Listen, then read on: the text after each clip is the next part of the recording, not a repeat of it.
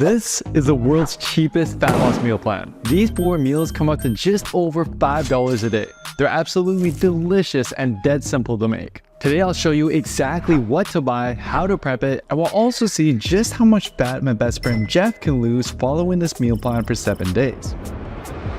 So each meal contains a minimum of 20 grams of protein with a grand total of around 2,000 calories and over 150 grams of protein. For most of you guys watching, this might already be the perfect amount of calories and protein for you to start losing fat. But later in the video, I'll show you how to tweak the plan more precisely based on your body weight and gender. Now before we dive into the first recipe, it's crucial that you buy the cheapest ingredients possible. And this starts by shopping at the right grocery store. And to find the best option, I created a sample healthy food cart across 5 of the most popular grocers, and then ranked them from most to least expensive. Whole Foods came out on top, no surprise there. Trader Joe's was around 20 bucks cheaper, followed by Kroger, Walmart, and then finally the winner coming in at less than half the price of the exact same cart at Whole Foods, Aldi. Unfortunately, there's no Aldi close to where I live, so while I will use their pricing, I'll be getting the ingredients from the next best option on the list, Walmart. Speaking of ingredients, I now had to find what healthy foods were the cheapest, and after a ton of searching and crunching the numbers, here's the protein, carbs, and fat sources I found that give the most bang for your buck and are what I heavily relied on to create today's 4 meals. Let's start with meal number 1. So overnight oats is what I personally eat every single morning for breakfast before my workout. So it's great to see that all the ingredients were budget friendly.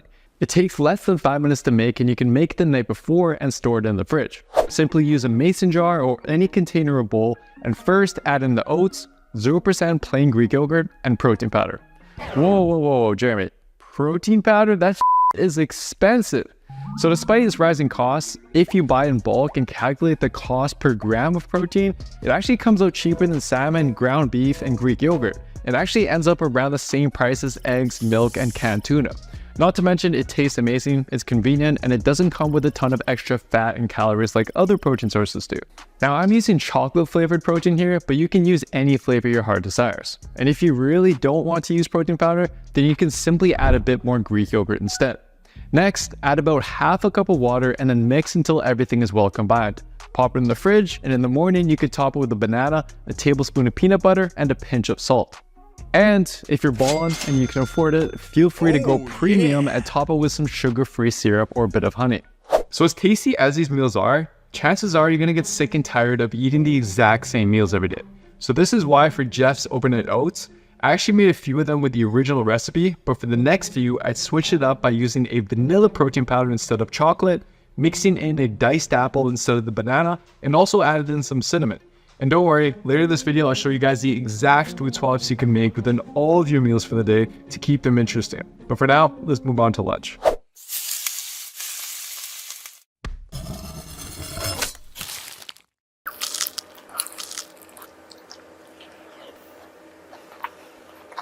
So one thing I've always hated about meal prep is the meals are only good for a few days before they get funky. That's why for lunch, we're having freezer burritos. Not only can these bad boys stay good for months, but I was honestly shocked at how delicious they were even after sitting in the freezer for a week. Here's the ingredients per burrito, and here's how to make them. So first, you need the right tortilla. Normally, I'd recommend a whole grain tortilla for some extra fiber, but in this case, we've got a compromise. White flour tortillas not only tend to be cheaper, but they will also be easier to roll and stay intact. The one I'm using is a large size and comes in at about 180 calories per tortilla.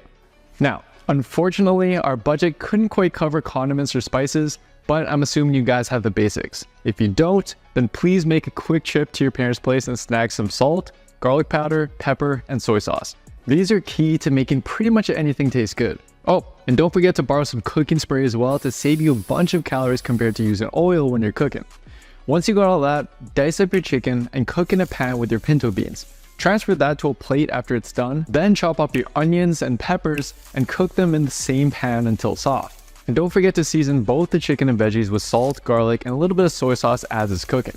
Once cooked, drain any liquid, mix in your chicken and beans, and then let it cool for about 5 to 10 minutes. This step is crucial to prevent breakage of our beautiful tortillas. Next, toss the tortilla in the microwave for 5 to 10 seconds to soften it up and prepare to stuff her. Now how much you stuff her with depends on how many burritos you're prepping for. You can weigh everything out to get exact, but I'd recommend just doing your best to divide the portions by the number of burritos you're making. For example, if you're prepping 4 burritos, cook 4 portions worth of ingredients and then simply divide the pan into 4 somewhat even portions. Then you're going to add 1 portion to the middle lower third of the tortilla. Then top it with a serving of cheddar cheese. Don't worry, the cheese is going to melt real nicely once you thaw the burrito.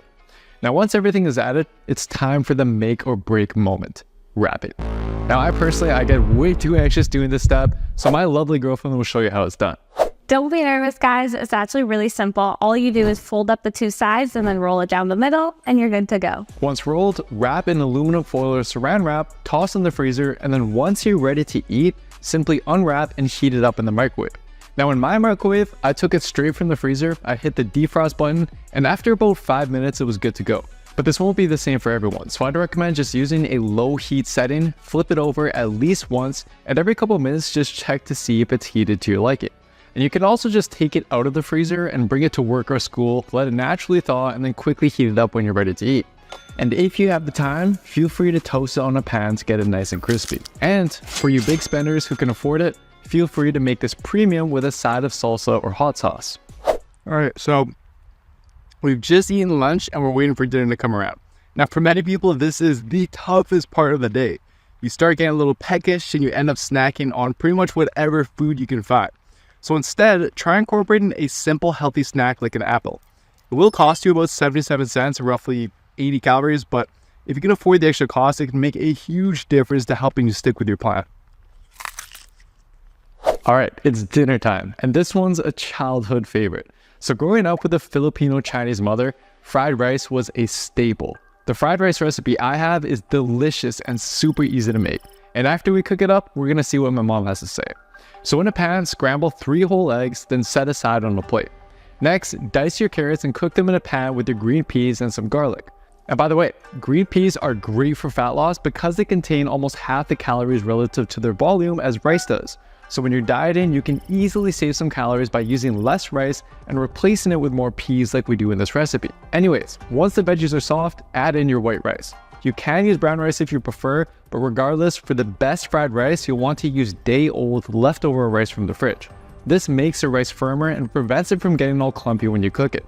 Instant rice is also a good option. Next, add some soy sauce to your liking and then stir in your scrambled eggs and you're done. And for your premium members who can afford it, feel free to top it with some sriracha or chili garlic and add a side of steamed broccoli to increase your vegetable intake.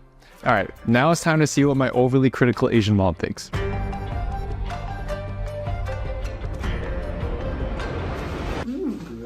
Good? Yeah, very good.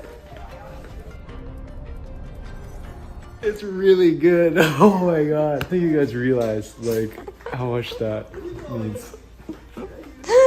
What? Well, it's just a new recipe for the next video. I would eat it.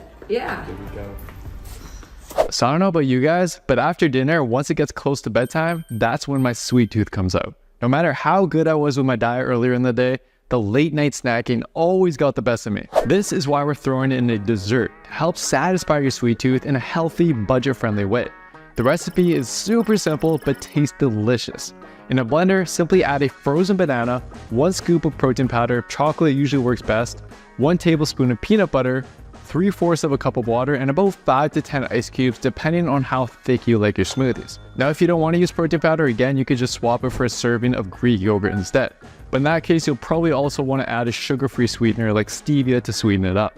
Now for this one, if you really want to go premium, you could snag yourself one of these Ninja Creamies. With it, you can use this exact same recipe and in 5 minutes, it'll come out just like ice cream.